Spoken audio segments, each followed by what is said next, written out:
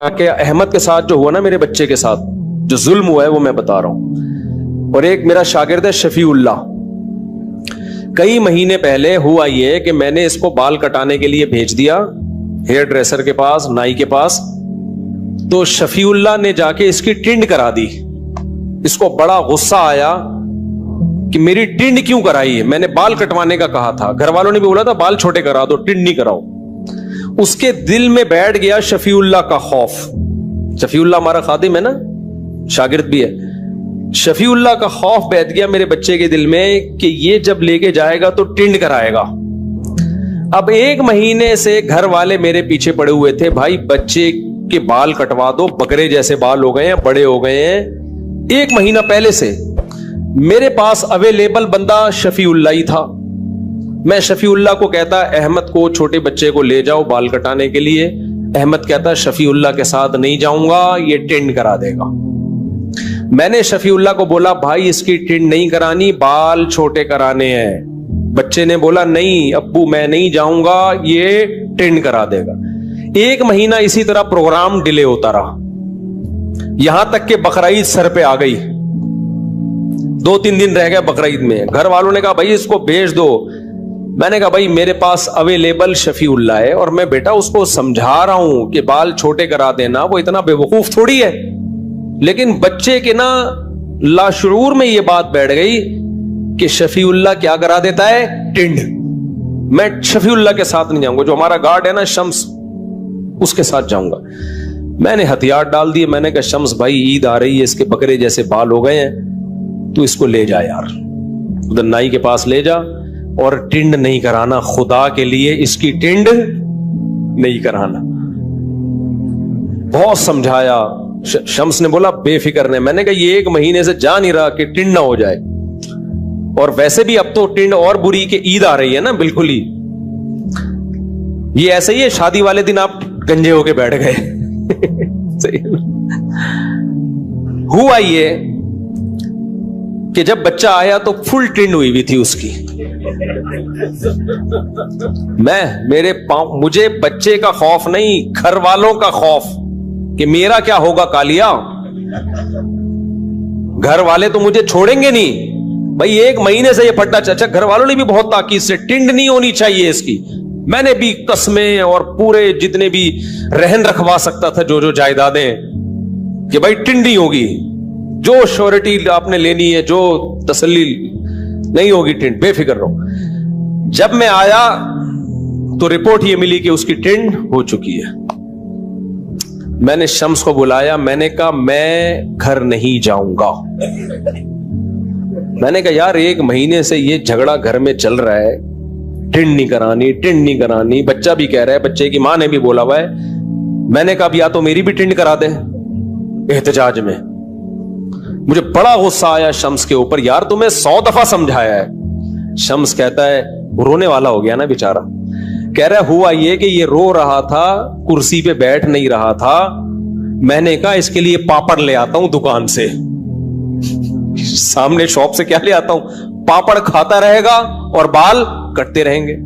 کہہ رہے میں پاپڑ لینے گیا ہوں, واپس آیا تو آدھی ٹنڈ ہو چکی تھی.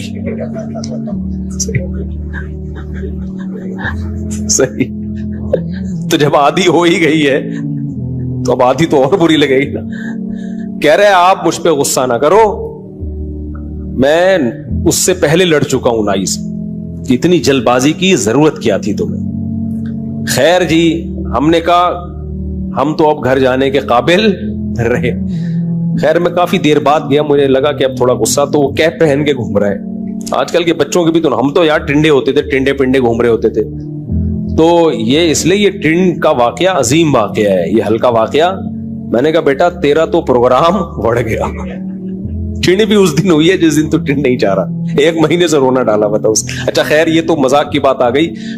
تو دیکھو بچے گھر میں ہوں گے تو لائف کو انجوائے کرو گے. جن کم بختوں کے گھر میں بچے ہی نہیں ہیں, ان کے گھر میں نہ ٹنڈ کے واقعات ہوتے ہیں نہ بالوں کے واقعات ہوتے ہیں.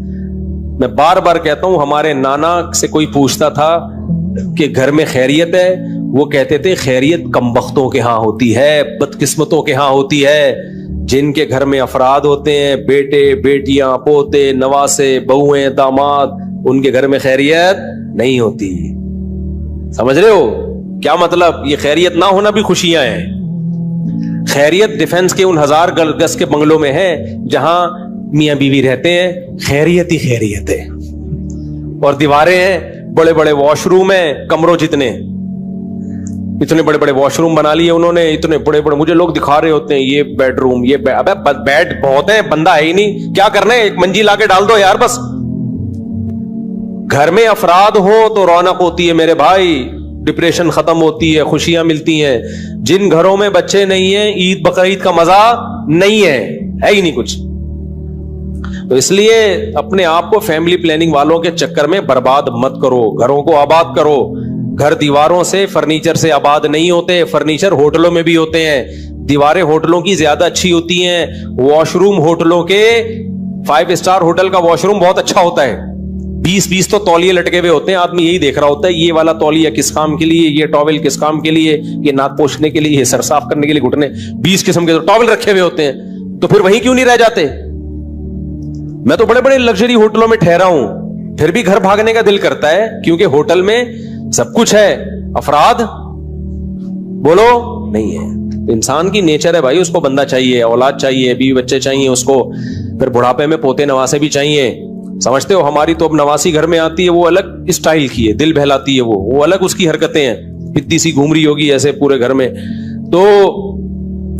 تو یہ خوشیوں سے تمہیں گوروں نے محروم کر دیا. گوروں کے پاس اس کا آلٹرنیٹ پتہ ہے کیا ہے ان خوشیوں کا؟ کتا. پوری تشدید کے ساتھ میں یہ لفظ پڑھتا ہوں, کتا. گورے نے باپ کا آلٹرنیٹ بھی تلاش کر لیا, کتے پال کے. ماں کا آلٹرنیٹ بھی تلاش کر لیا, کتا پال کے. بیوی کا آلٹرنیٹ بھی کیا ہے؟ کتا. بچوں کا آلٹرنیٹ بھی کیا ہے؟ کتا.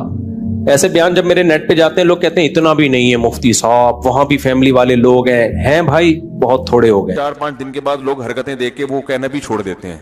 ٹھیک ہے نا, 2-4 دن تو حاجی صاحب کہہ رہے تھے حرکتیں تو چھوڑو یار, اس پہ حاجی سوٹ نہیں کرتا. تو پہلے زمانے میں حاجیوں کی بڑی عزت ہوتی تھی. اب حاجیوں کے معاذ اللہ, سب کی بات نہیں, بہت سے حاجیوں کے کرتوتوں کی وجہ سے حاجی کا لفظ بھی کیا ہو گیا. کسی کو کہہ رہا ہوں نا حاجی صاحب, تو لوگ سمجھ جاتے ہیں پتہ نہیں کوئی خدا نخواستہ کوئی چور وور تو نہیں ہے, کوئی ایسا لفظ بدنام کر دیا ہے. کہا بولو نا حاجی صاحب آ رہے ہیں, اللہ خیر کرے, حاجی صاحب ہے بھائی, یہ تو بٹوا نکالے.